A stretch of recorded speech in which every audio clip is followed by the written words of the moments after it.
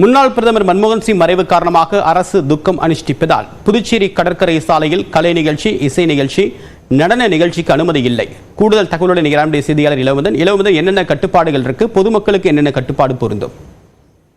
புதுச்சேரியில் கொண்டாட்டங்களுக்கு புத்தாண்டு கொண்டாட்டம் தான் எப்பொழுதும் பெயர் பெற்றிருக்கும். ஆனால் இந்த முறை என்பது கடற்கரை சாலையில் கொண்டாட்டம் தலையெழுந்தான் காணப்படும் என தெரிகிறது. ஏனென்றால் முன்னாள் பிரதமரான மன்மோகன் சிங் மறைவையொட்டி துக்கம் அனுஷ்டிக்கப்படுகிறது.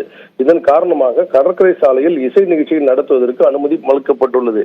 ஏனென்றால் சுற்றுலாத்துறை சார்பில் தான் இசை நிகழ்ச்சி ஆண்டுதோறும் நடத்தப்படும். இந்த ஆண்டும் அப்படி ஏற்பாடு செய்யப்பட்ட நிலையில் துக்கத்தின் காரணமாக அவை ரத்து செய்யப்பட்டன. காந்தி சிலை முன்பு மேடை அமைக்கப்பட்டு இசை நிகழ்ச்சி, வண்ண ஒளிக்கில் டிஸ்கோ லைட்டுகள் போடப்பட்டு மக்களுக்கு குதூகலத்தை ஏற்படுத்தும் வகையில் புத்தாண்டை வரை, அதாவது நள்ளிரவு 12 மணியை தாண்டி இசை நிகழ்ச்சி நடத்தப்படும். இந்த முறை அது ரத்து செய்யப்பட்டுள்ளது. கடற்கரை சாலையில் மக்கள் கூடுவதற்கு போதுமான ஏற்பாடுகள் செய்யப்பட்டிருக்கிறது.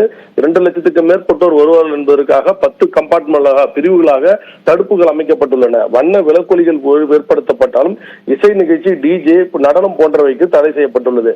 இதனால் இந்த கடற்கரை சாலை இன்று இரவு எந்த மாதிரி காட்சி அளிக்கும் என்று தெரியவில்லை. கலையெழுந்தான் காணப்படும் என்று தெரிகிறது. அதே வேளையில் கடற்கரை சாலைக்கு வரும் மக்கள் தற்போது வாகனங்கள் நிறுத்தப்பட்டுள்ளன. கிட்டத்தட்ட 3 சாலைக்கு முன்பாகவே அனைத்தும் நிறுத்தப்படுகின்றன. அவையும் ஏற்கனவே குறிப்பிடப்பட்ட நிறுத்தும் இடங்களுக்கு வாகனங்கள் அனுப்பப்படுகிறது. பொதுமக்கள் கடற்கரை சாலைக்கு நடந்துதான் செல்ல வேண்டிய சூழ்நிலை இருக்கிறது. நடந்தாலும் கடற்கரைக்கு செல்ல வேண்டும் என்று மக்கள் செல்கிறார்கள். ஆனால் கடற்கரையில் இசை நிகழ்ச்சி, நடன நிகழ்ச்சி ரத்து என்பது இன்னும் அவர்களுக்கு தெரியாது. அப்படி தெரியும் பட்சத்தில் கடற்கரை சாலை எந்த மாதிரி நிலையில் இருக்கும் என்பது இரவுதான் தெரியவரும். தேவா, உங்களுடைய விரிவான தகவலுக்கு நன்றி இளவந்தன்.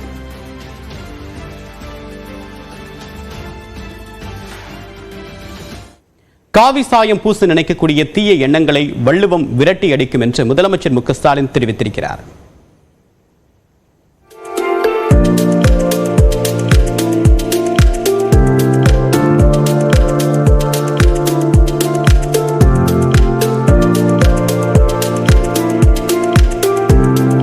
கன்னியாகுமரியில் கடல் நடுவே அமைக்கப்பட்டுள்ள திருவள்ளுவர் சிலையின் வெள்ளி விழா திங்கட்கிழமை கன்னியாகுமரியில் தொடங்கியது.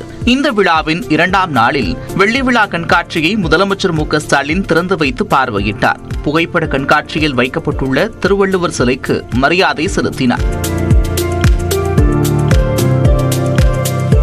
திருவள்ளுவர் வெள்ளி விழா நினைவு அலங்கார தோரண வாயிலுக்கு அடிக்கல் நாட்டி சிறப்பு மலரையும் முதலமைச்சர் மு க ஸ்டாலின் வெளியிட்டார்.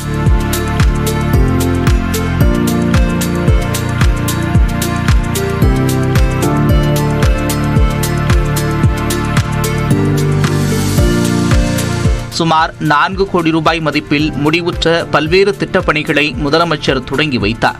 அங்குள்ள சாலைக்கு ஐயன் திருவள்ளுவர் சாலை என்று பெயர் சூட்டினார்.